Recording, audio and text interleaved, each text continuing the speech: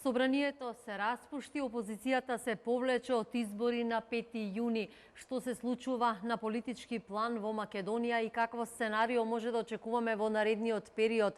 Во интервју на телевизија Нова разговараме со универзитетската професорка Тања Каракамишева Јовановска. Добре дојдовте во студиото на телевизија Нова. Добро ве најдов. Парламентот на полноќ се распушти. Според најавите на председателот на Собранието Трајко Велјановски, изборите ќе бидат распишани на 15 април, треба да се одржат на 5 јуни. Опозицијскиот лидер Заев денеска најави широк фронт против одржување на изборите. Од друга страна, лидерот на ВМРО ДПМН Никола Груевски најави дека избори мора да има затоа што народот тоа го очекува. Како професор по уставно право, постои ли уставна можност да не се одржат избори? Не само што не постои уставна можност, туку јас би рекла веќе не постои ни граѓански консензус за тоа да се одложат изборите понатака од 5 јуни. Значи, денеска стапи на сцена или стапи на сила одлуката за само распуштање на Собранието на Република Македонија, што значи дека од денес Собранието веќе престанува да функционира во оној состав во кој што функционираше до вчера. Тоа значи дека на сите пратеници им е престанат веќе мандатот, значи немаат веќе никакви права и должности по основ на устав и по основ на мандатот кој што го добија од изборите 2014 година. И тоа значи дека имаме сега една следна фаза на донесување на одлука за распишување на избори, односно за одржување, одлука за одржување на избори парламентарни, кои што ќе бидат повторно предвремени на 5 јуни. Значи сега го чекаме председателот на Собранието, кој како што изјави, кажа дека на 15 април ќе ја потпише таа одлука за распишување на изборите, од кога фактички започнува или моментот на започнување на сите да фактички стапат на сцена сите оние изборни рокови кои што се врзани со изборните действија, односно се она што е предвидено како изборно действие во изборниот законник, а таму се прецизни утврдени рокови, меѓутоа и голем број на изборни действија кои што треба Државната изборна комисија да ги преземе, фактички започнуваат од денот кога одлуката ќе стапи на сила, односно кога ќе биде објавена во службен весник, така што нема никакви ни теоретски, ни уставни, ни практични можности работата да се врати во претходна состојба, односно Собранието повторно да заседава или да едноставно се поништи таа одлука на Собранието. Уставот предвидува само во нормални околности кога зборуваме, таква уставна можност не постои. Уставот предвидува можност за продолжување на мандатот на пратениците од претходниот состав само доколку постојат околности кои што упатуваат на постоење на вонредна и воена опасност или вонредна и воена состојба. Колку што мене ми е познато, никој нема да не нападне од надвор, ниту пак имаме непосредна опасност која што заговара фактички влез на Македонија во никаква воени состојби, ниту пак постојат никакви природни непогоди или епидемии со кои што е зафатена Република Македонија, за да имаме продолжување на мандатот на пратеничкиот состав од претходниот состав. Значи, бидејќи имаме нормална ситуација, се тече според планираното и според точно утврденото согласно уставот и законите на Република Македонија. Клучна улога сега се чини ќе има Државната изборна комисија, таа сега треба да се произнесе до каде со обврските со прочистувањето на избирачкиот список и со сите оние предвидени обврски кои треба да завршат за да имаме непречени фери демократски избори. Значи, во овој момент Државната изборна администрација би рекла, значи не само Државната изборна комисија, туку и изборната администрација во целина, значи изборните комисии, избирачките одбори ќе ги преземат работите во свој раце. Државната изборна комисија има согласно изборниот законник обврска да утврди роковник по кој што ќе ги следи и ќе постапува. Има, како што кажав, бројни изборни действија кои што треба да се преземат. Меѓутоа, она што беше најголемата фама која што фактички ја постојано ја зборува представниците на меѓународниот фактор, меѓутоа и Социјалдемократскиот сојуз, дека имаме ние некако фаличен избирачки список и дека има огромен број на луѓе кои што се фантоми или фантомски гласачи, паднаа во вода тие фами и тие тези. Видовме дека не само што немаме фантомски гласачи, туку едноставно се е во ред со избирачкиот список, можеби се уште треба да се додетализираат прашањата околу уште 580 избирачи кои што треба да им се најде соодветното живеалиште, бидејќи во две дата бази ги нема со соодветно живеалиште или со исто живеалиште, меѓутоа од оние фамозни 300.000 и 500.000 спорни гласачи кои што ги најавува СДСМ и опозицијата, испадна дека проблематични, повторно ќе кажам, се уште не се знае дали се проблематични, се 500 избирачи, така што целиот тој филм или приказ на кој што ја пласираше опозицијата со цел да ги пролонгира изборите, видовме дека не успеа и оттаму и меѓународната заедница се добива впечаток дека се повеќе се повлекува или ретерира од оној првичен став кој што го имаше по однос на можноста за одржување или неможноста за одржување на кредибилни, веродостојни и фер избори во Република Македонија. Гледаме дека денеска меѓународната заедница молчи и едноставно веќе не го спомнува избирачкиот список како проблем. Истото тоа би рекла се случува и со реформата во медиумите, бидејќи со започнувањето, односно со донесувањето на решението за одржување на избори, ние практично влегуваме во примена на одредби од изборниот законник кои што се однесуваат на медиумското представување. Многу јасни, многу прецизни одредби во изборниот законник има околу прашањето како треба да се известува, како медиумите треба да известуваат во текот на изборниот процес, посебно во текот на изборната кампања. Има прецизни правила и одредби кои што се однесуваат на избалансирано медиумско представување на политичките партии и на сите учесници во изборниот процес.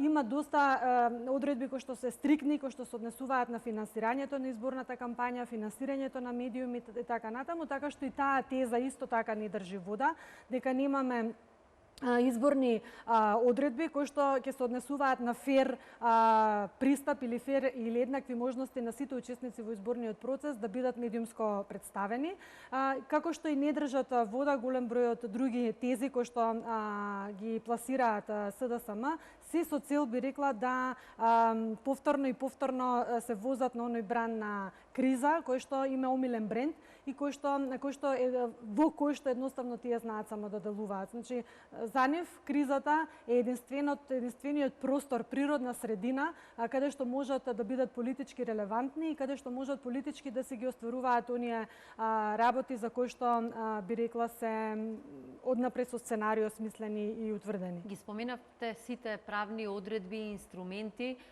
но денеска го слушнавме и лидерот на СДСМ Зоран Заев, тој повика на широк народен фронт против избори, обединување. Дали сега може да очекуваме во наредниот период, ако веќе опозицијата се произнесе дека нема да учествува на изборите закажани за 5 јуни, да не се случат протести и разни улични масовни демонстрации? Так. Значи, картата на СДСМ во овој момент е радикализација на политичката состојба во Република Македонија.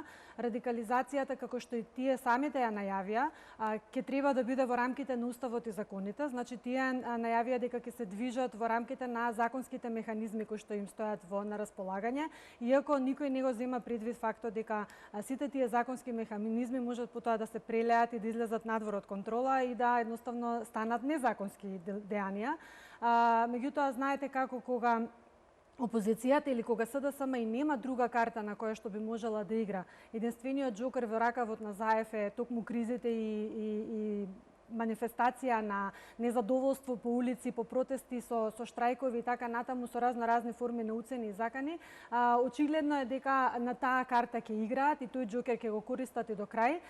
Иако морам да напоменам дека меѓународната заедница веќе многу пообјективно ги согледува состојбите и мислам дека ќе изврши максимален притисок врз опозицијата генерално, а попрецизно врз Зоран Заев, едноставно да ретерира од овој тврд став, наводно дека нема да излезе на избори, и мислам дека можно е да се случи она сценарио како на локалните избори 2013 година, кога во последен момент Јас би рекла до 12 мај, можно е да се случи да имаме парламентарни листи од опозицијата, можно е да се случат и одредени внатрепартиски состојби на имплозија заради незадоволството на членовите на СДСМ од оваа одлука на бојкот, бидејќи има многу луѓе внатре кои што не се задоволни од таквата одлука. Можни се внатрешни препукувања на постојните струи, меѓутоа и на одредени клики кои што постојат во партијата и се е можно. Едноставно се е можно. Мислам дека работите ние треба да ги гледаме од правен аспект.